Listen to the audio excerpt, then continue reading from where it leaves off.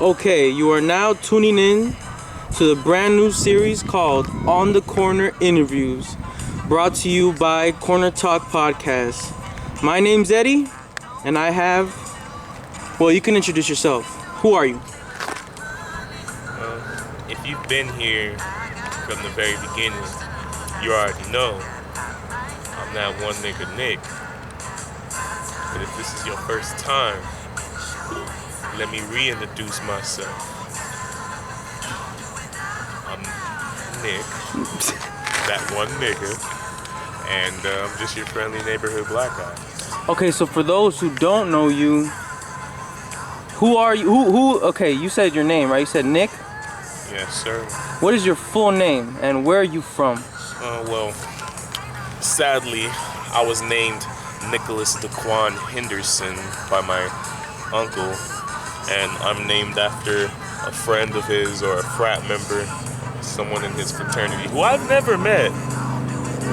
So I'm named after a person who has no significance to me whatsoever, and I positively hate my name. It's like a mix of black as you can be, but as white as you can be as well. Mr. Henderson, Mr. Nicholas Henderson, please come to the office. But then they just throw a Daquan in there to be just a little pepper, I like you know, it. just Sounds to spice things up. Yeah. But yes, Nicholas Daquan Henderson is the full name. I go by Nick because when I reach fame, I'd rather just have it be short. Okay. So where are you from? What do you consider? Where you consider yourself from, and what is the actual place that you were born and raised in? Well, I remember myself being a little tadpole swimming around my father's sack. That's where it all started. So you claim your father's sack as... I believe that's everybody's real original start. The sack. Let's take it all the way back, to the sack. Yeah. But yes, I was originally born in West Los Angeles on 103rd, and things were all right for a while. My mom wanted to get from under my grandmother's wing and, flap her own. So we moved out here to Sun Valley, this godforsaken bull. I don't even understand why we had to move here. Like, why move to somewhere that has sun in the title? Like, I tell people all the time, I fucking hate it here. It's entirely too much heat. I really don't like the fact that, it just doesn't come off the tongue. It doesn't sound good. I'm in Sun Valley. What happened? Why couldn't we move somewhere, Breezy Village?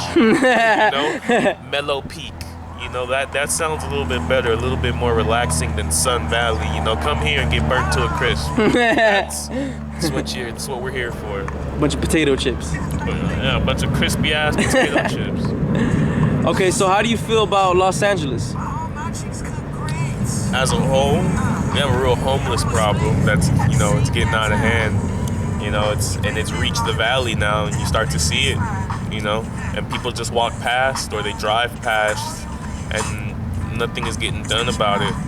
And as I've gotten older, I've started to see the cracks and starting to see what leads to being homeless. And it's one wrong move, one check that you fucked up on, one job that cuts you loose. One decision, that just causes everything to topple over and crumble from within. And we're starting to see it now visually. The neighborhood's been going down for a while. But going to Los Angeles, because that's where my grandmother still lives, she lives in a really shitty part, like, she calls her house the Taj Mahal, because she lives in between two people. Clever. So it's really small, and a lot of gang activity and a lot of just ridiculous ass shit be happening in the neighborhood. Like this 4th of July, like, a bunch of dudes got chased down the alley by a car and shit, like 3 dudes were dipping, they were running for their lives, and then a fucking Dodge Charger was chasing after them, People been found dead in the alley, like gunshots, break-ins, whatever the fuck you want. SWAT banging on my grandmother's door thinking they're about to bust in, and it's just my grandmother living there, like really ridiculous shit, but she won't leave. She's been given multiple offers to live with my aunt, who is a retired LAUSD I don't know, employee, and she used to like run LAUSD. Like she's one of the higher ups. She made the rules that would go down and be passed around throughout Los Angeles and everything. So Powerful, powerful woman. powerful, yeah. But she's retired now, and all she does is, she sips her liquor, her wine, her tea, and goes on cruises and shit and watches plays and balls and galas and shit, and buys jewelry off of the TV. They live in a nice, $1 million house in Santa Clarita, and there's a spare room that's empty at all times. And my aunt has offered my grandmother, she's offered her the room, but my grandmother refuses every time because she believes that her place that she has in LA, it belongs to her and it's her own, and she doesn't want to leave that behind. She's like, when I want to go home, I want to go home. If you live with someone, there is no going home from that. So it's understandable, but at the same time, she spends all her time just smoking cigarettes and watching BET and playing Facebook fucking games and talking to her sister on the phone. Wouldn't it be better to go on these adventures with your sister, go on some cruises with her, like spend some time with her in person, cook, talk shit, You see her like once a year or twice a year. So how would your family feel about you saying all these things? Do you consider that putting out like personal stuff? Yeah, but at the same time, it's real life. Yeah, it's real. Secondly, like, they probably look at it as like me fucking speaking out of pocket, because they come from a different time, they come from a different generation, and they fucking feel that any sort of they're very used to obedience. And that was something that's been established in our family for a long, long time, is obedience. Like, someone asks you to do something, you do it right then and there. You drop everything you're doing. What you're doing isn't important, and what I've asked you to do now takes precedent over everything.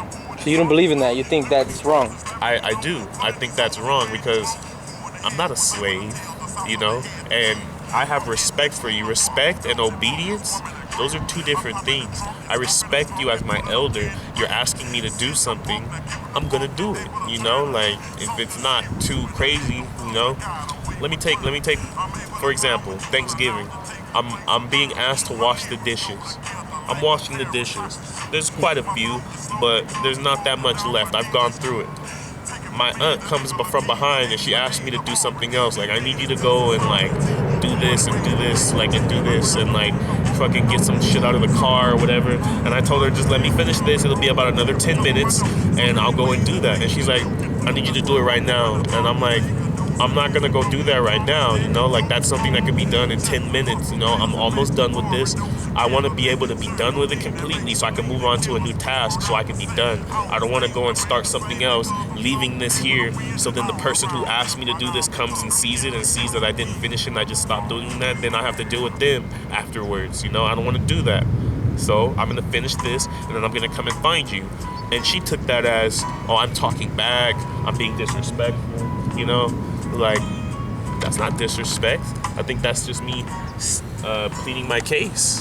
How do you feel about respect and disrespect and all that? RESPCT. Find out what it means to me. What was the question one more time? Sorry. How do you feel about the concept of respect and disrespect? I feel like respect is earned, not given, like something. How does someone earn respect then? By being respectful? Being courteous, showing empathy, being mindful of a situation and learning how to maneuver through those, waters, and just treating everybody the way that you would ultimately want to be treated. If you want to be treated with respect, you don't want nobody to talk down to you, you want to be treated equally, you want to stand side by side with people, then you act accordingly, you do as such. You shouldn't just expect to be treated like royalty if you're treating everybody around you like fucking peasants, So it's real simple, it's real easy, it's taught to you. If you've reached a older age and you're still having a problem with it, then that's generational, because that means your parents weren't taught. how to respect people properly, and they taught you their wrong ways of respect, which equals out to borderline disrespect or not showing it at all. How do you think disrespect should be handled and dealt with, Um, or should it be at all? it comes in different degrees. Let's look at it like at Fahrenheit, like how hot things are. Like I was saying before, it's up to you to determine how you navigate certain types of situations and certain types of waters.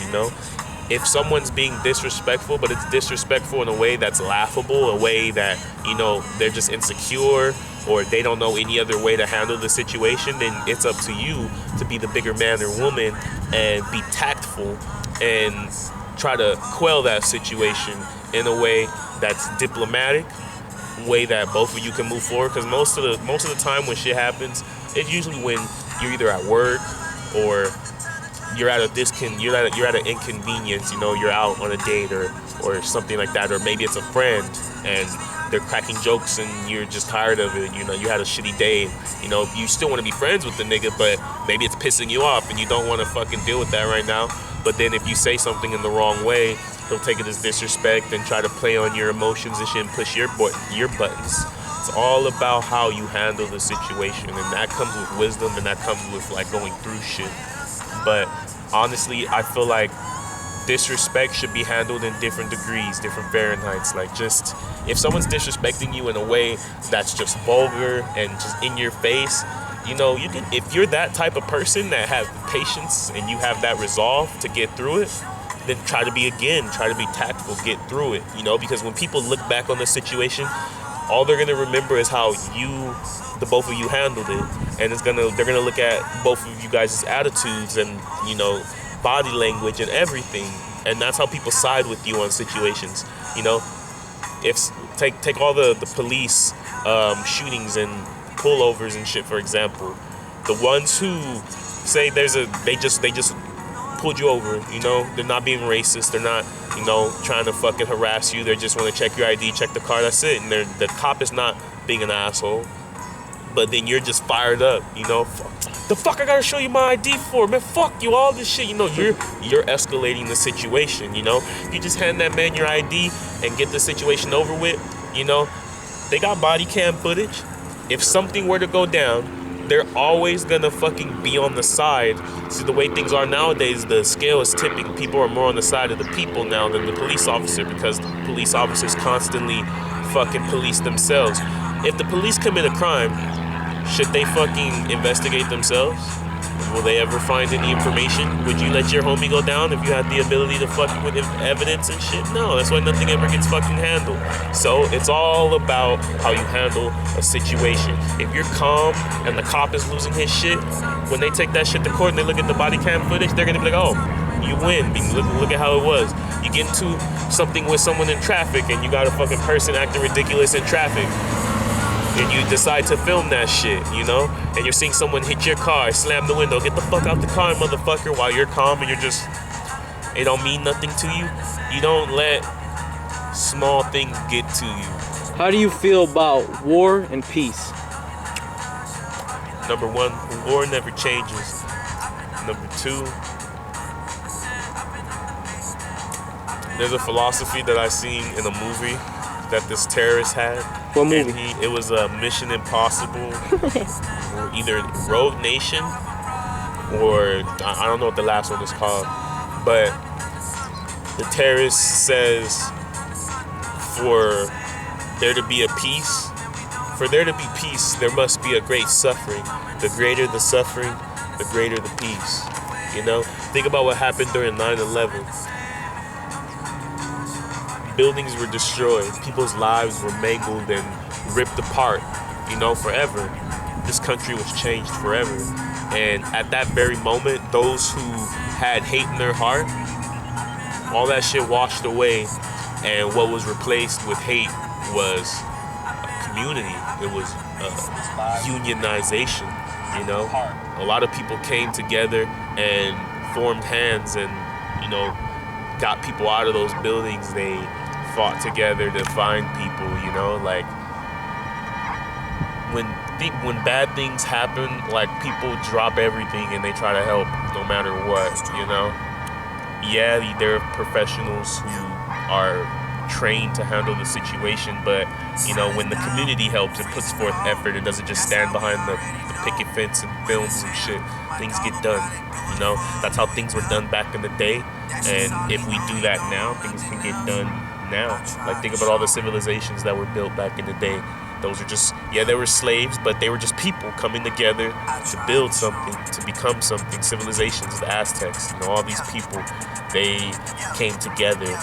The Roman Empire, yeah, they took over shit, but they were trying to create something bigger, you know, community. You know, and right now there's not a lot of that.